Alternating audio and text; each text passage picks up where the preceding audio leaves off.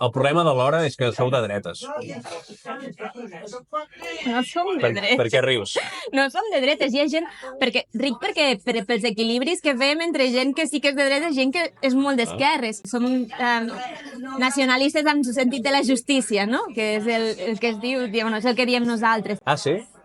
És un bon eufemisme. Sí, nacionalistes en sentit de la justícia. Bueno, una mica més a la dreta que Esquerra Republicana i una mica més a l'esquerra que Junts, no? Això és el que quan fas els testos et surt. O sigui, hi ha coses que són valors inamovibles, l'escola pública, la sanitat pública... O sigui, de dretes tots. De dretes tots. Si ets comunista, sí, no? No, bueno...